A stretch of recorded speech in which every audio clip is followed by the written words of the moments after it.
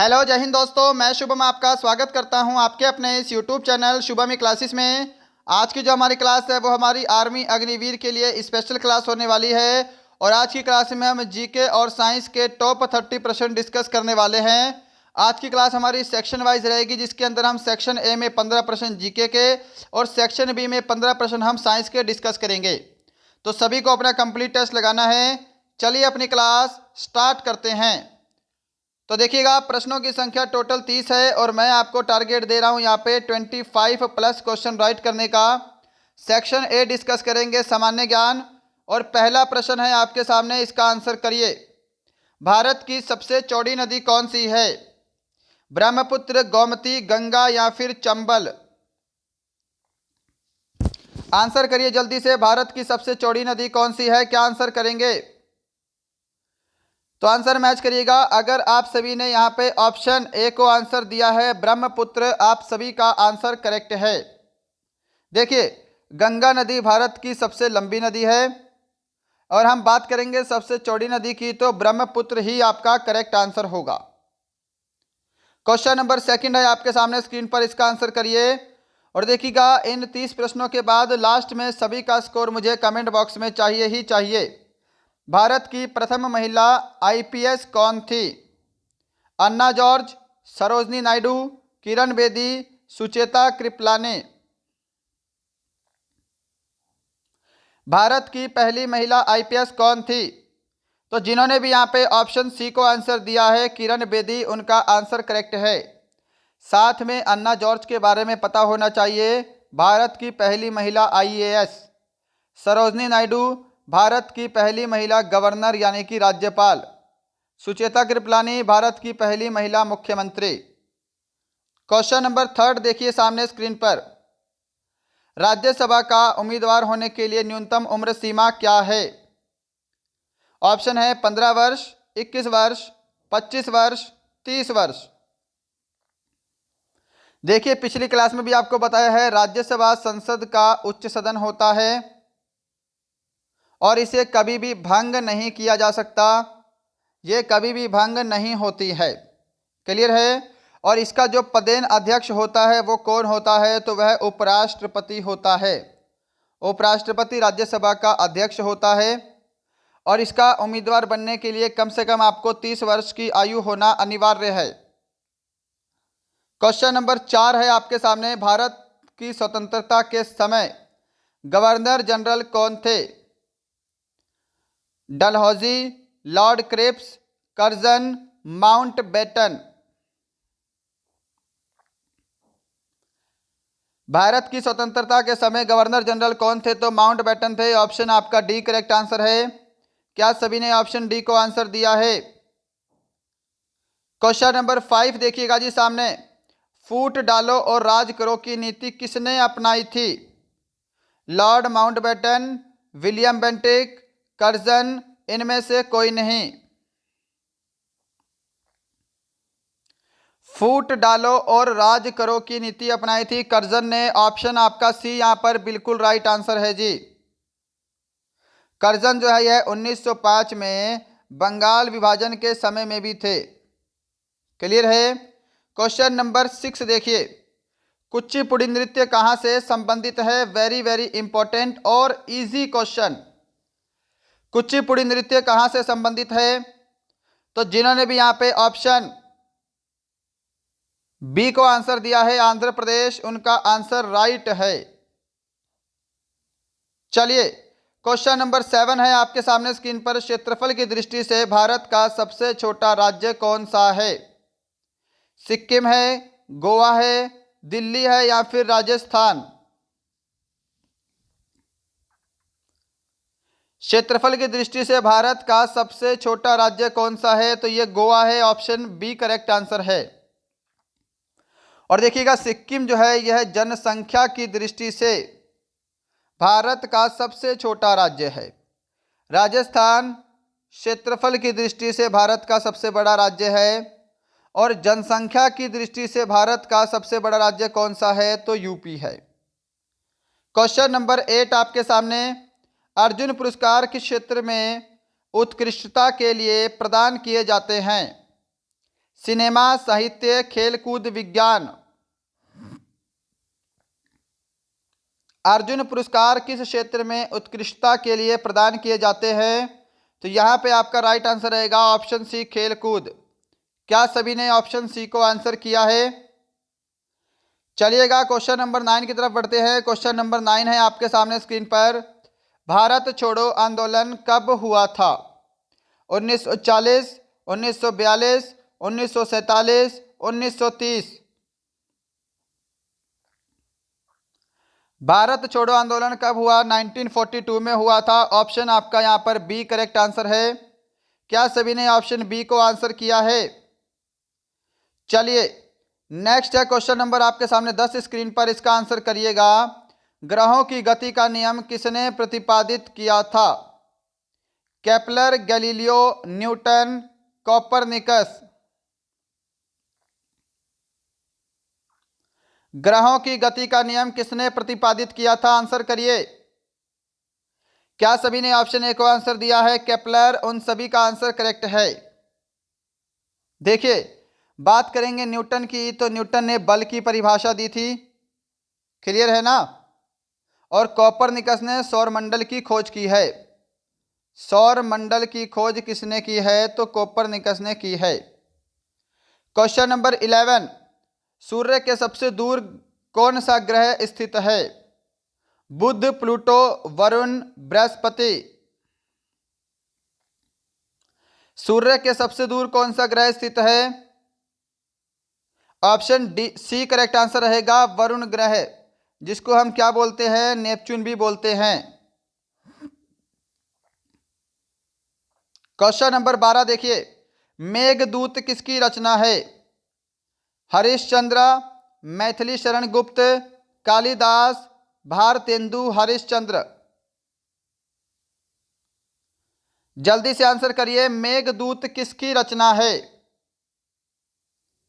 बिल्कुल correct answer रहेगा आपका कालिदास। ऑप्शन सी बिल्कुल करेक्ट है। क्वेश्चन नंबर 13 है जी सामने स्क्रीन पर। यूरोप का मरीज किसे कहा जाता है? तुर्की, जर्मनी, जमैका, ब्राजील। किसे यूरोप का मरीज कहते हैं? सही जवाब रहेगा यहाँ पे आपका ऑप्शन ए, तुर्की। क्या सभी ने ऑप्शन ए को आंसर किया है? चलिए बढ़ते हैं क्वेश्चन नंबर 14 की तरफ। क्वेश्चन नंबर 14 है आपके सामने, सलार जंग संग्रहालय कहाँ स्थित है? मुंबई, हैदराबाद, जयपुर, लखनऊ। सलार जंग संग्रहालय कहाँ स्थित है? तो ये कहाँ पे है? हैदराबाद में है जी। ऑप्शन आपका यहाँ पर बी जो है ये बिल्कुल करेक्ट आंसर है। बढ़ते हैं क्वेश्चन नंबर 15 की तरफ आपके सामने स्क्रीन पर। भारत में झंडा दिवस कब मनाया जाता है? 3 दिसंबर, 7 दिसंबर, 11 दिसंबर, 17 दिसंबर।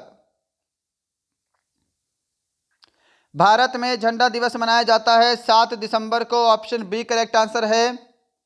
सशस्त्र सेना झंडा दिवस 7 दिसंबर को मनाते हैं।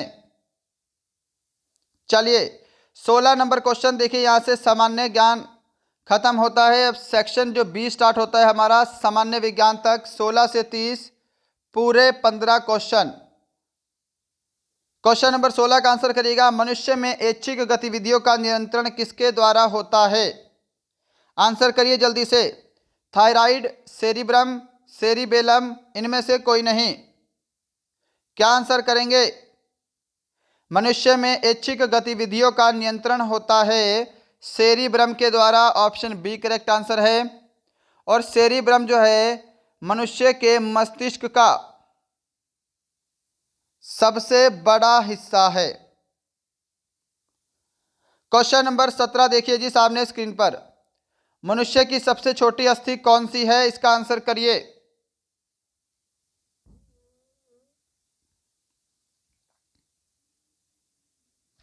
ऑप्शन सी जो आंसर दे रहे हैं स्टेपीज, उनका आंसर करेक्ट है। और जो फीमर हड्डी है यह मनुष्य की सबसे बड़ी हड्डी है। क्वेश्चन नंबर 18 है जी आपके सामने। एक स्वस्थ मनुष्य का रक्तचाप कितना होता है?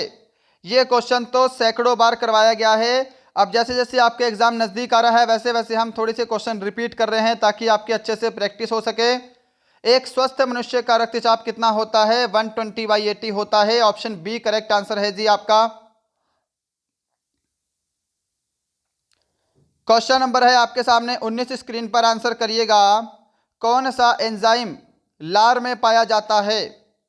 Pepsin, rennin, ptyalin, maltose. लार में पाए जाने वाला एंजाइम कौन सा है? तो टाइलिन है जी। ऑप्शन सी करेक्ट आंसर है। इसी के साथ क्वेश्चन नंबर 20 आपके सामने है। मनुष्य में मुख्य श्वसन अंग कौन सा है? मनुष्य में मुख्य श्वसन अंग कौन सा है? फेफड़े, ट्रैकिया, क्लोम, गलफड़े। आंसर मैच करिएगा। जो भी ऑप्शन ए को आंसर दे रहे हैं फेफड़े, उन सभी का आंसर करेक्ट है। चलें आगे। क्वेश्चन नंबर 21 देखिए जी। निम्न में से किसे जीव विज्ञान का जनक माना जाता है? सबसे आसान, लैमार्क, डार्विन, अरस्तु, लिनियस। किसे जीव विज्ञान का जनक कहते हैं? ऑप्शन सी करेक्ट आंसर रहेगा। अरस्तु को जीव विज्ञान या फिर जंतु विज्ञान का जनक कहा जाता है, इसका ध्यान रखिएगा। क्वेश्चन नंबर 22 आपके सामने। समतल दर्पण द्वारा बना प्रतिबिंब कैसा होता है? आभासी और उल्टा, वास्तविक और सीधा, आभासी और सीधा, वास्तविक। और आप सभी ने अभी तक सेशन को लाइक नहीं किया है, सेशन को लाइक ज़रूर करिएगा। अगर आपका कोई फ्रेंड आर्मी अग्निवीर की तैयारी करता है उसे हमारा चैनल ज़रूर शेयर करेंगे। और यदि आपको लगता है हमारा चैनल आपके लिए हेल्पफुल है, आप इस हमारे चैनल पे नए हैं तो सब्सक्राइब करके बेल आइकन ज़रूर दबाइएगा। समतल दर्पण द्वारा बना प्रतिबिंब कैसा होता है? तो आभासी और सीधा होता है। ऑप्शन सी आपका बिल्कुल करेक्ट आंसर है जी। चलिए 23 नंबर प्रश्न की तरफ बढ़ते हैं। लेंस की क्षमता का एसआई मात्रक क्या है? Metre, dioptre, decibel, candela.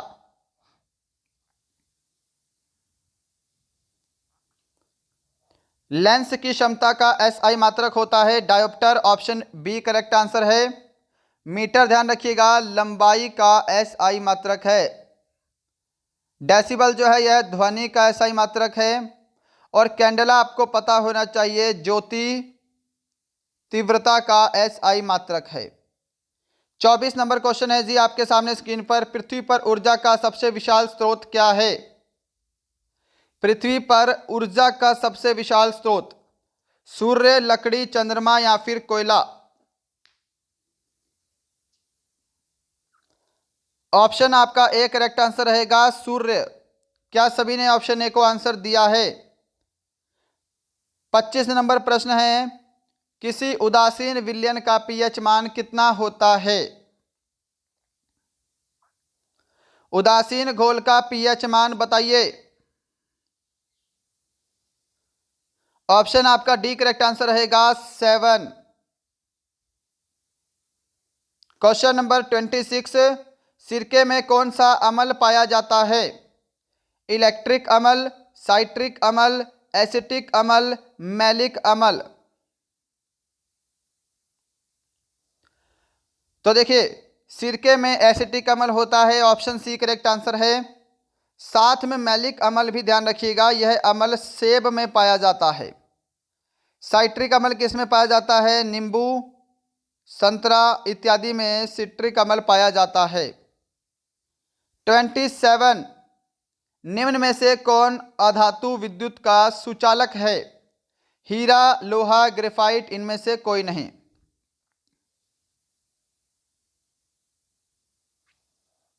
Option आपका सी करेक्ट आंसर रहेगा ग्रेफाइट। 28 नंबर क्वेश्चन है जी आपके सामने। द्रव अवस्था में पाई जाने वाली धातु कौन सी है? लोहा, मरकरी, चांदी या फिर सोना। द्रव अवस्था में पाई जाने वाली धातु कौन सी है? तो ऑप्शन आपका यहाँ पे बी करेक्ट आंसर रहेगा मरकरी। और यदि आपसे द्रव अवस्था में पाई जाने वाली अधातु पूछता तो आपको ब्रोमीन आंसर करना है, ये ध्यान रखिएगा। चलिए क्वेश्चन नंबर 29 है आज का सेकंड लास्ट क्वेश्चन आपके सामने। पदार्थ की चतुर्थ अवस्था क्या होती है? ठोस, द्रव, गैस, प्लाज्मा।